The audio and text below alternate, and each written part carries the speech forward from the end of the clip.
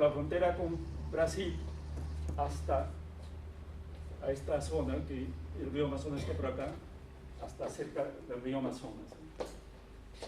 Todos esos nombres, Caxibo, Shipibo, Conibo, Xetebo, Panobo, etc., son nombres de clanes, o sea, de organizaciones de gente de la selva baja y no de gente cercana a los Andes. Un grupo de los panos tienen esa terminación bo, que significa grupo, justamente, y hay otro grupo que vive fundamentalmente en Atalaya que tienen la terminación agua, Yaminagua, Caxinagua, Marinagua, Mastanagua, etc., que también son nombres de clanes. Entonces, en términos culturales, si nosotros miramos a todos los pueblos del Perú, los vamos a ver a unos organizados socialmente en algo que se llama clanes y a otros que no tienen la organización de clanes. Y cuando nos preguntamos dónde se ubican aquellos que tienen organización de clanes, la respuesta correcta es decir, en la selva baja. Y aquellos que no tienen organización de clanes, en la zona preandina, cerca a los Andes.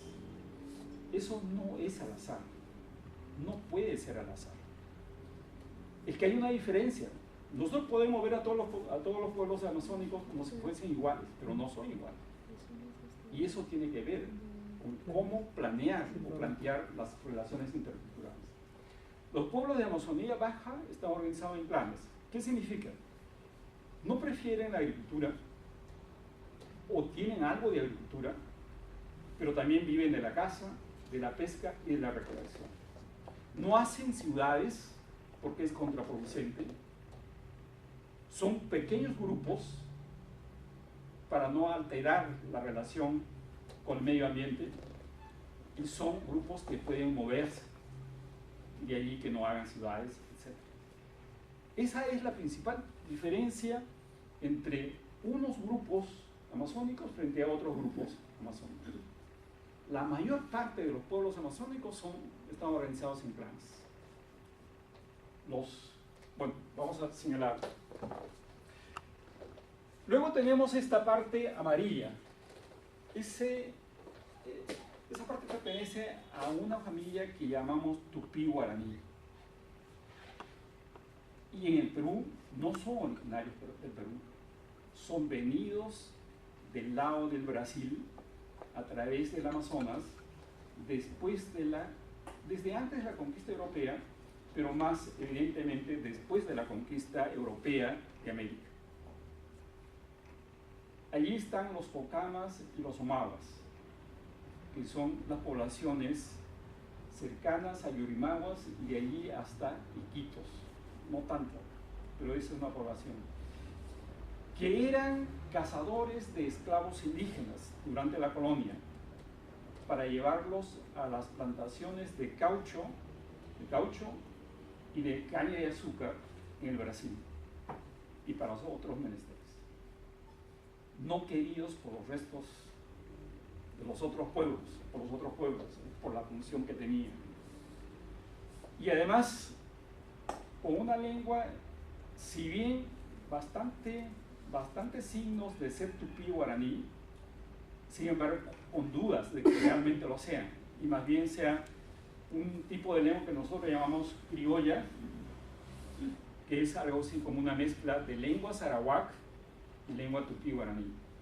Lengua sarawak no del Perú, sino lengua sarawak del lado de Venezuela, del lado de Colombia, ¿cierto? Que ahora son poquísimos y están por desaparecer. Bien, toda esta parte roja que tienen ustedes acá en forma continua, también aquí, también acá, esto es Lambayeque, Cajamarca, también en la selva del norte, cerca de la frontera con Ecuador, y en la corriente de los ríos, varios ríos, este es el Napo, ese es el Putumayo, etc., con puntos acá, etc.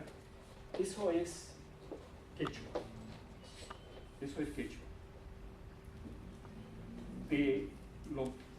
De esta lengua es bueno saber, o de esta familia es bueno saber, que el quechua que se habla en la selva no proviene de ninguna variedad quechua que sea esta.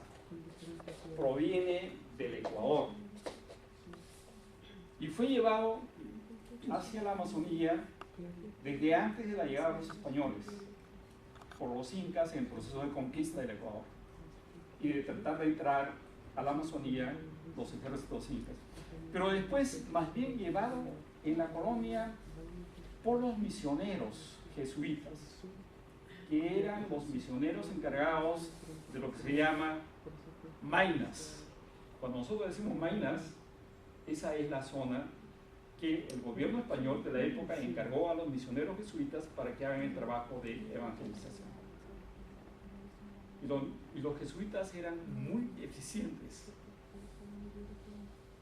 con una serie de consecuencias que seguramente vamos a ver más adelante. Ustedes pueden pensar, eso es quechua y eso tiene que ver con Cusco, Ayacucho, Ancash, Huánuco. No, porque hay una frontera muy nítida entre poblaciones amazónicas y poblaciones andinas, que no era fácil cruzar de ningún lado, ni los amazónicos hacia los Andes, ni los andinos hacia la Amazonía durante la época incaica y preincaica. Pero sí había una serie de lugares donde hacían negocios, la población amazónica con las poblaciones andinas. Ustedes seguramente no se imaginarían cuál era el producto más importante que los Andes exportaba a la Amazonía. Yo les diré la piedra, pero la piedra en forma de hachas. En la Amazonía Baja no hay piedras, entonces hay que importar piedras para cortar árboles, etc. Hay una cantidad de restos arqueológicos que son factorías de fabricar hachas a todo lo largo, desde el Ecuador hasta el sur, donde hacían hachas para vender a la población. ¿Y qué compraban o con qué cambiaban las poblaciones andinas? ¿Cuáles eran los productos de la Amazonía? Uno importante: plumas, las que encuentran ustedes en los tejidos de Nazca, de Chancay, etc., del señor de Spam, todos ellos. Segundo, miel de abeja, importantísimo. Cueros, y un producto fundamental, que era un producto estratégico para la guerra, que era el palo de chonta, de la que hacían las puntas de flecha y los arcos de flechas, los incas, ¿no es cierto?, en sus ejércitos. Y otro, el más especial, los venenos. Los venenos más eficaces no se fabricaban en los Andes ni en la costa, se fabricaban en la Amazonía. Y en la Amazonía no todos tenían la especialidad de hacer buenos venenos. Y eso ahora es absolutamente sabido. Es para decirles que un pueblo que está en esta zona, de este color, que son los ticuna, ellos fabricaban el mejor veneno de toda la Amazonía. Cuando digo toda la Amazonía, el mejor veneno que se usaba en Brasil, o en Paraguay, o en Venezuela, o en Colombia, y en el Perú, obviamente. Tanta debió haber sido el desarrollo de la tecnología de hacer venenos, o el conocimiento sobre hacer venenos, que podían calcular exactamente la dosis para un pajarito pequeño, para una huangana o para una persona, para matarlo o para dejarlo semi-muerto, no matarlo. Eso era un producto estratégico. ¿Qué es lo que debemos descartar en estas relaciones? Que la imagen que tenemos del Perú en términos de regiones de norte a sur, ¿no es cierto?, costa, sierra y montaña, es una imagen nueva. Es una imagen nueva, probablemente que comienza con los europeos, pero no era la imagen que existía antes. No era la visión más importante que se tuviera antes. Lo más importante era transversal. ¿Por qué era importante transversal? En forma transversal, la visión transversal. Eso es parte de lo que hasta ahora tenemos. Hechos que se relacionan con ello. Porque la variedad de culturas y de pueblos no se hacía en términos verticales, de sur a norte. Era más bien lo importante tener acceso a productos diferentes geográficamente, a conocimientos diferentes geográficamente, ¿no es cierto? Y a elementos culturales diferentes. Y eso solo podía darse en términos transversales. Los negocios que hacían las poblaciones amazónicas con los Andes y la costa eran en forma transversal. Porque a lo largo, en forma vertical, el que estaba al costado mío tenía los mismos conocimientos, vivía en el mismo ambiente, o generalmente en el mismo pueblo que elaboró determinadas tecnologías, etcétera, que yo también lo tengo. Pero cuando se ve en términos transversales, no era el mismo pueblo, no eran los mismos conocimientos, no era el mismo medio ambiente y en consecuencia eso era mucho más importante. Yo les digo, por ejemplo, quien conozca Tarma, un poquito más abajo de Tarma está Palcamayo. Ese era un centro de feria, de negocios, de amazónicos y andinos. Los andinos llevando piedras, ¿no es cierto?, en forma de hachas, y los amazónicos trayendo chonta, plumas, miel, cueros de animales, etcétera, etcétera. Y esos centros existían desde el norte hasta el sur para hacer el negocio.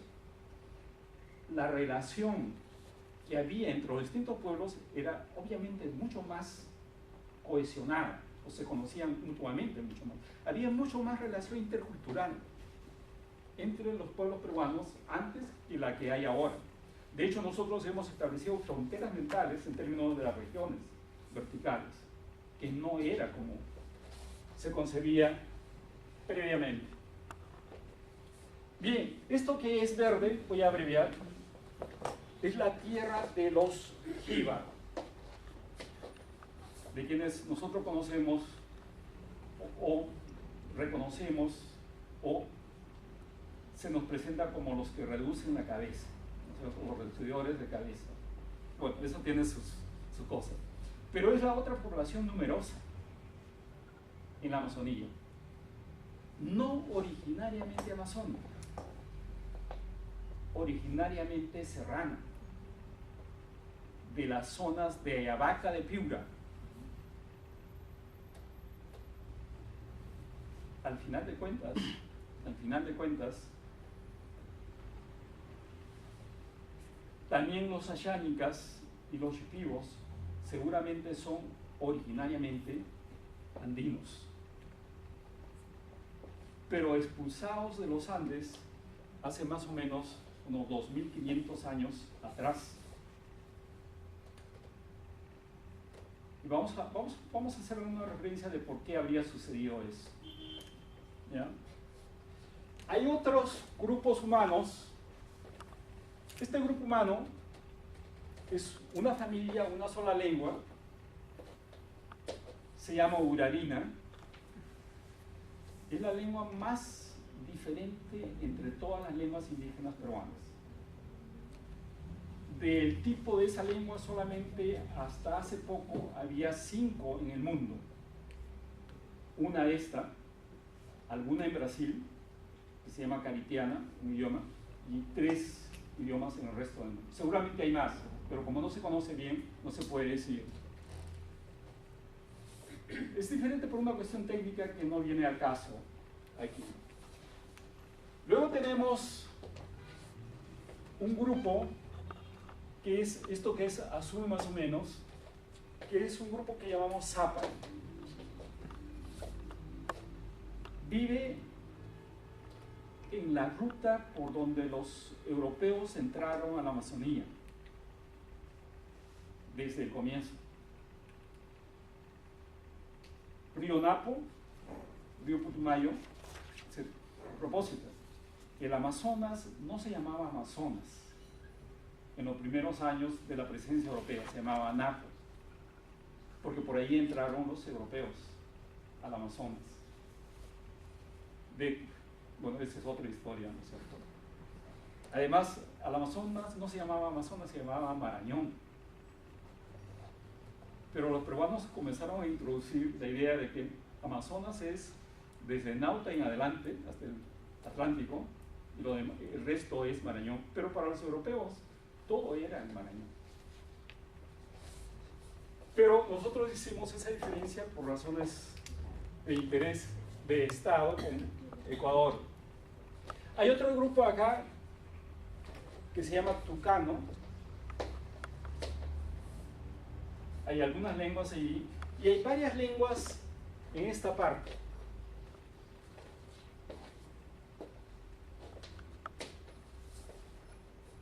Los colores, ustedes tomen, los colores son familias diferentes. Al interior de cada familia puede haber una lengua, 2, 3, 4, 5, 6, 7 lenguas en determinadas familias. Bien, esa es la complejidad de lenguas. Y como he dicho, alrededor de la complejidad de lenguas tenemos que imaginar la complejidad de culturas. Lenguas y culturas se implican mutuamente. Y las relaciones interculturales tienen que ver con culturas y lenguas, porque no se puede ligar culturas de lenguas y lenguas de culturas. No sé, hay un...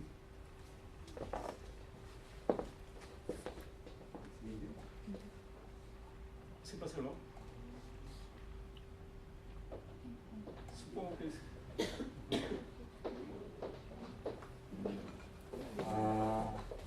¿Ya no hay más? Ya.